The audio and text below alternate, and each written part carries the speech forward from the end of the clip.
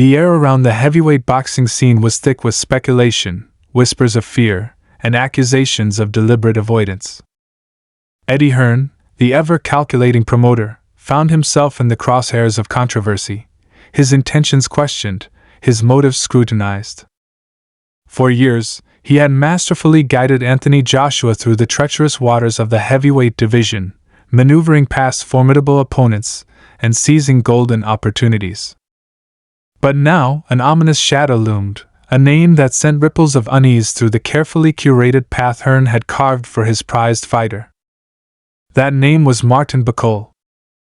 Anthony Joshua, once the untouchable king of the division, had seen his reign falter. His rise had been meteoric, a young warrior with an Olympian pedigree, capturing world titles with the ruthlessness of a man destined for greatness. He had conquered Charles Martin in 2016 with chilling efficiency, blasted through legends like Vladimir Klitschko, and bested Joseph Parker to unify the division. The world watched in awe as he rose, an unstoppable force, a titan among men. But as swiftly as he ascended, so too did he fall.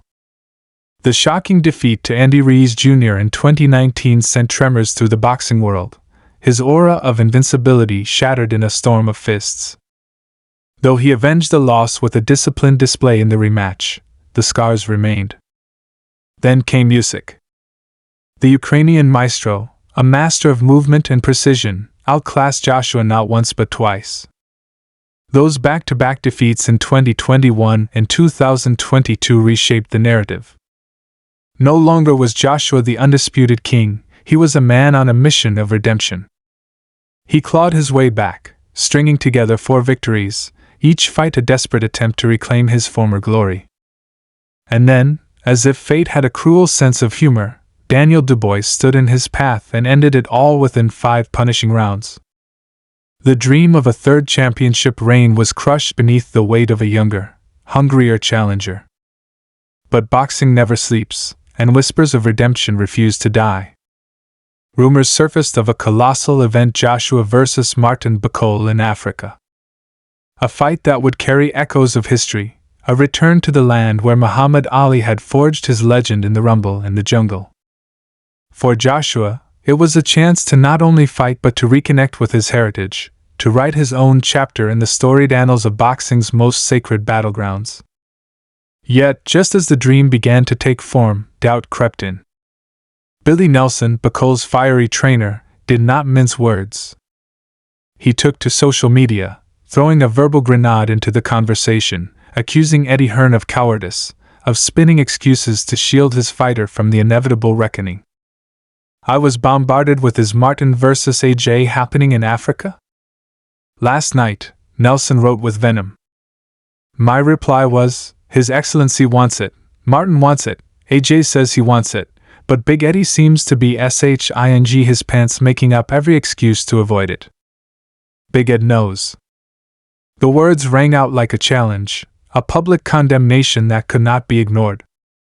The idea that Hearn, the architect of Joshua's career, was deliberately sidestepping this fight ignited a firestorm of debate.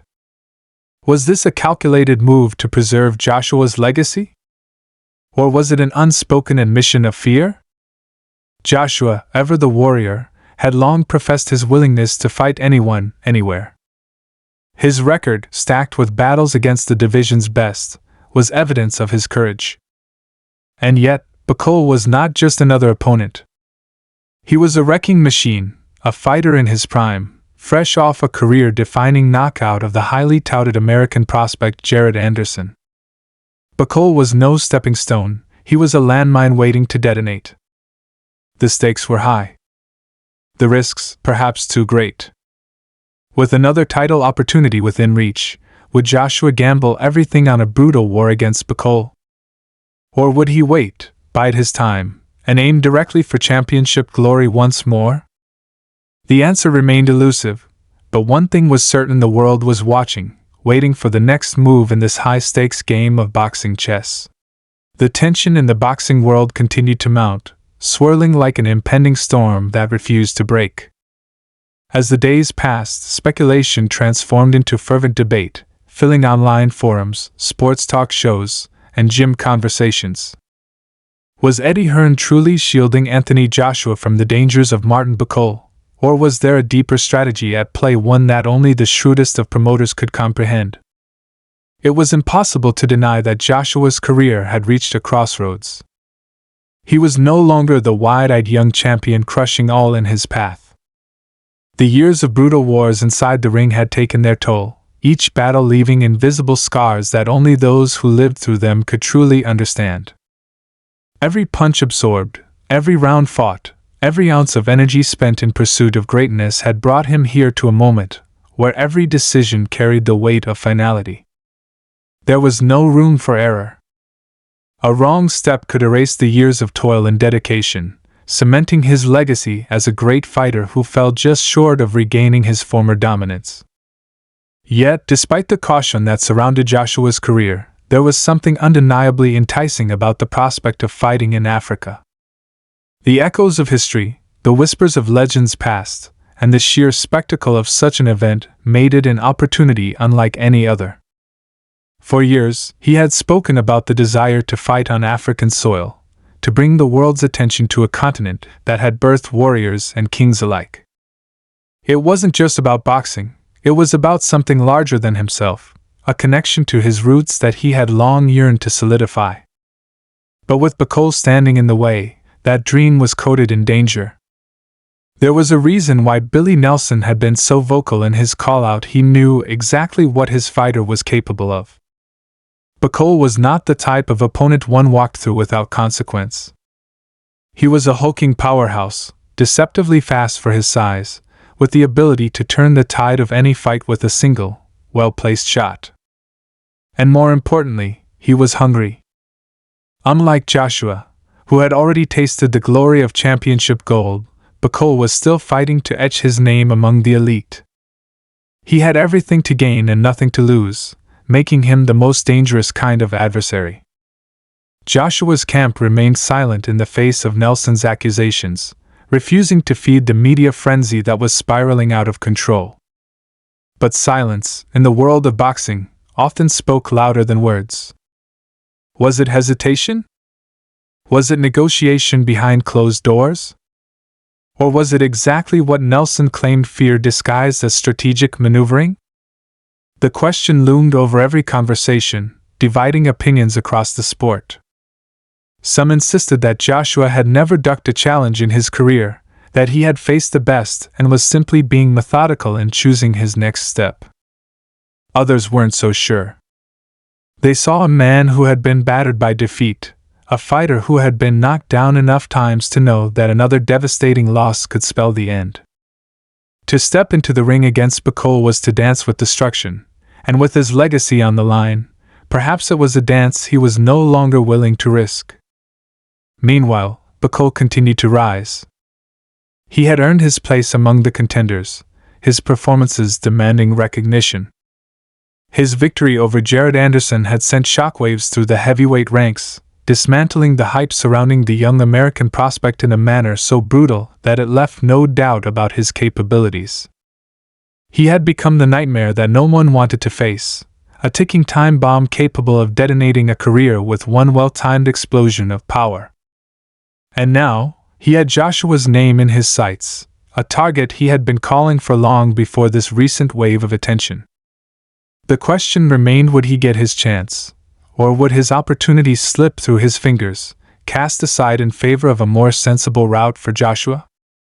If there was one thing boxing had taught the world, it was that politics often played a heavier role than the fists inside the ring.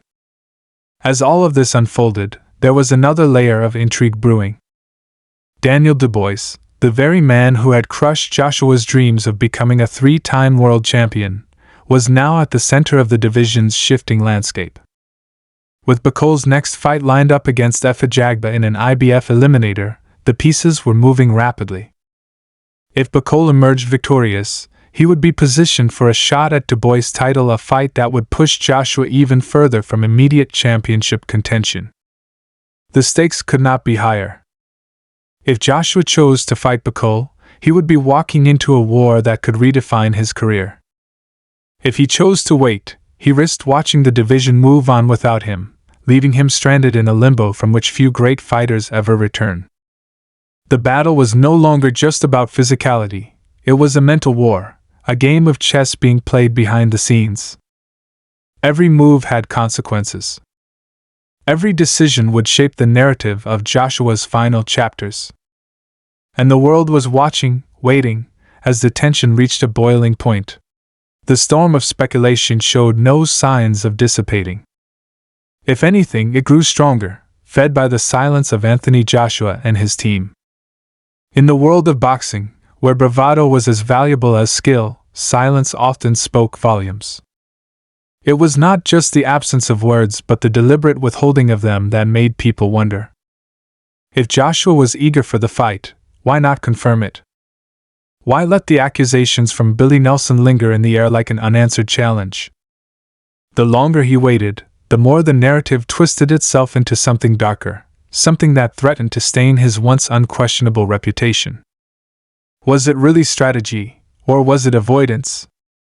Was Eddie Hearn, the mastermind of Joshua's career, truly acting out of self-preservation for his fighter, steering him away from a battle too dangerous to risk? For Joshua, every fight now came with a weight that had not existed in his earlier years. There was a time when he was the destroyer, the one whom others feared, the one who walked into an arena with the certainty that he would leave with his hands raised.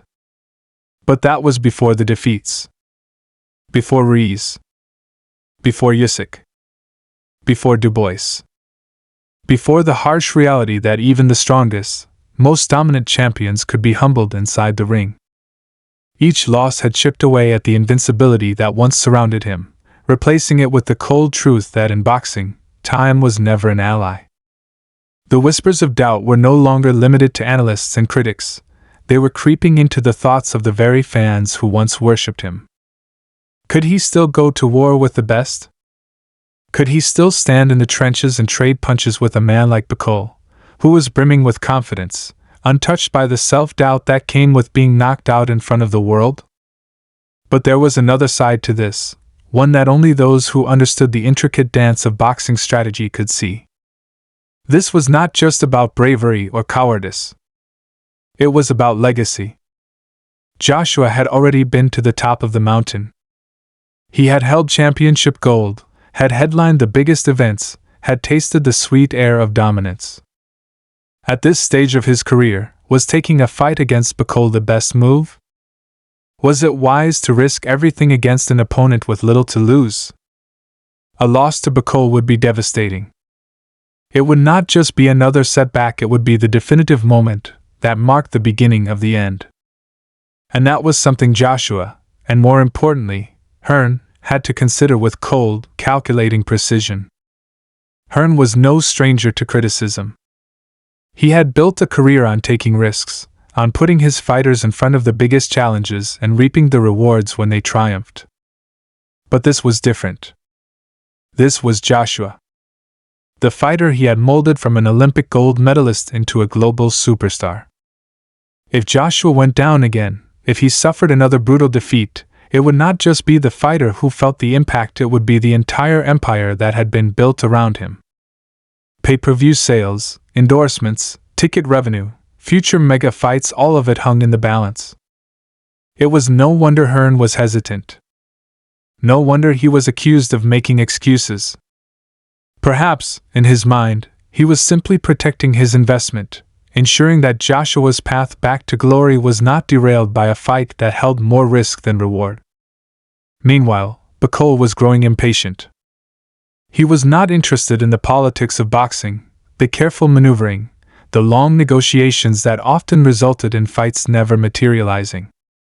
He was a fighter in his prime, ready to seize his moment. And he knew that his window of opportunity was fleeting. He had seen what happened to fighters who waited too long, who let their careers drift into obscurity because they were denied the fights that could have propelled them into stardom. He would not be one of them. That was why he and his team had been so aggressive in calling out Joshua, in forcing the issue into the public eye. They wanted answers, and they wanted them now. The boxing world had seen this kind of scenario before. The dance of negotiations, the public accusations, the behind-the-scenes maneuvering. Sometimes it led to a fight, sometimes it did not. But one thing was certain: Joshua could not remain silent forever. At some point, he would have to make a decision. Would he step into the ring with Bacall and silence the doubters? Or would he choose a different path, one that many would see as the safer route but others would call an act of avoidance? Time was running out. The chessboard was set. And all that remained was for Joshua to make his move. The tension continued to swell, gripping the boxing world like a vice. Every passing day without an official statement from Joshua or his camp only fueled the speculation. The fans were restless, their patience thinning with each vague response from Eddie Hearn. The promoter, once confident and unshakable in the face of criticism, now seemed to be dancing around the questions rather than answering them.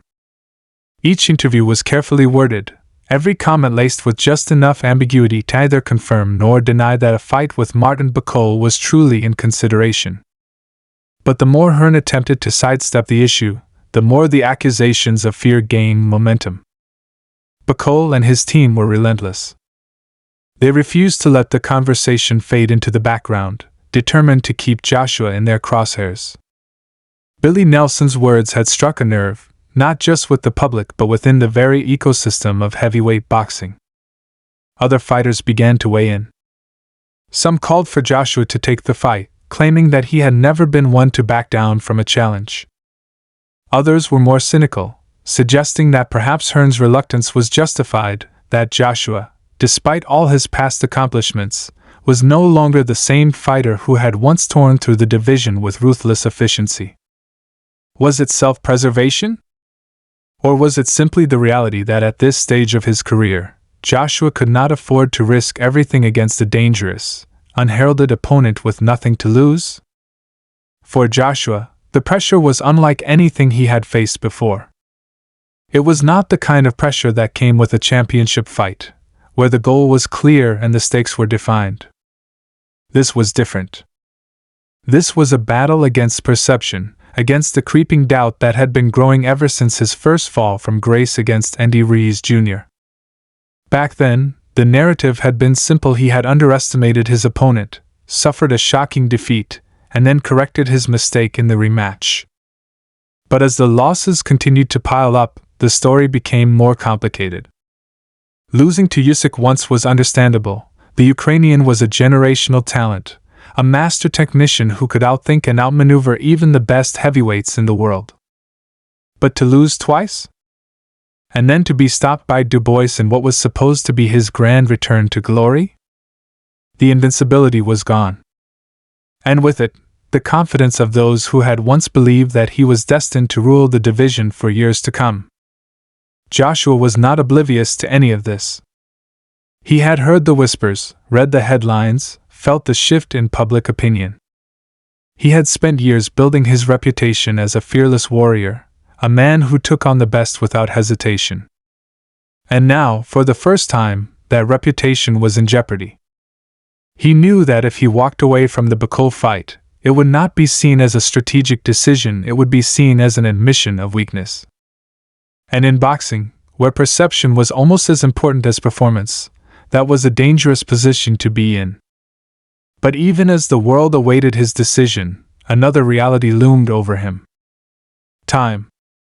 The heavyweight division was changing, moving forward with or without him. The young contenders were rising. Fighters like Jared Anderson, Filip Hrgovic, and even Bacall himself were beginning to position themselves as the future of the sport. Joshua was still a major name, still a fighter who could sell out arenas and command pay-per-view numbers, but for how much longer? The heavyweight landscape had always been ruthless, discarding its former kings the moment they showed any sign of decline. If Joshua did not make his move soon, he risked being left behind, watching as the division passed him by. And so, the question remained, would he take the fight? Or would he wait, hoping for another opportunity at a world title, knowing that with each passing day, his window of opportunity was closing? The world was waiting. The boxing community was watching. And Joshua stood at the crossroads, knowing that whatever decision he made, there would be no turning back. The anticipation had reached a fever pitch, gripping the boxing world with an intensity that refused to wane. Every conversation, every interview, every social media post circled back to one question: would Anthony Joshua fight Martin Buchholz, or was he going to walk away? The silence had stretched long enough to become deafening, and each day that passed without an answer only strengthened the claims that Eddie Hearn was engineering an escape plan. The whispers of doubt had transformed into declarations of fear, fueling a narrative that Joshua was no longer the fearless warrior who once ruled the division with an iron fist. Instead, he was now seen as a man calculating his survival, weighing his options carefully, perhaps too carefully, as the sands of time slipped through his fingers. For Buchholz, this was no longer just about securing a high-profile fight, it had become a personal mission. He had watched from the sidelines for too long, seen fighters with less talent and fewer accomplishments leapfrog him in the rankings. He had been forced to prove himself in the shadows, dismantling prospects and contenders alike, all while waiting for his opportunity to step into the spotlight. And now, when that moment had finally arrived, it seemed as though it was being snatched away before it could even materialize. The frustration within his camp was palpable. They had done everything they could to make the fight happen, yet all they received in return were carefully worded statements from Hearn that did nothing but deflect and delay. It was a game Buchholz had no interest in playing. He wanted action. He wanted Joshua to step up, to face him in the ring and settle things the only way true fighters did, with fists, not negotiations. Yet, despite the mounting criticism, despite the pressure from fans, analysts, and fellow fighters, Joshua remained unmoved. He was no stranger to scrutiny. He had been here before, standing in the eye of the storm, weathering the endless speculation about his abilities, his mindset, his future. But this time, it felt different. This time, it was not just his doubters questioning him, it was the people who had once stood by him unwaveringly, the fans who had celebrated his every victory, who had defended him after every loss. And that, more than anything, made the decision ahead of him even heavier. He had reached a point in his career where every move mattered. There were no more tune-up fights, no more easy victories that would erase the setbacks of the past. He had been at the pinnacle of the sport, had felt the weight of the championship belts around his waist, and had seen them ripped away. He knew what it meant to lose everything, to be forced to rebuild, to prove himself all over again. And now, as he stood at the crossroads once more, he had to decide, was he willing to risk it all for a fight that could end his career just as easily as it could resurrect it? Eddie Hearn had always been his guide, his strategist, the man who had carefully mapped out his journey to the top. And perhaps, just perhaps, Hearn saw what Joshua did not, or what Joshua refused to acknowledge. The battle against Martin Buchholz was not just another fight, it was a war with consequences that neither of them could fully control. There was no guarantee of victory. No certainty that Joshua would emerge unscathed. And with so much at stake, with his legacy, his future, and his very place in the sport on the line, was it worth the gamble? As the days stretched into weeks, the decision loomed heavier than ever. The boxing world was impatient, demanding an answer, unwilling to wait any longer for Joshua to make his move. Buchholz had already made his stance clear. He was ready, willing, and eager for battle. All that remained was for Joshua to step forward and meet him in the ring. But would he? Would he risk it all in the name of proving himself once more? Would he silence the doubters and show the world that he was still a force to be reckoned with? Or would he choose another path, one that some would call strategic, but others would see as an escape? The answer, whatever it would be, would define the final chapter of Anthony Joshua's story. And the world was watching, waiting, as the moment of truth approached.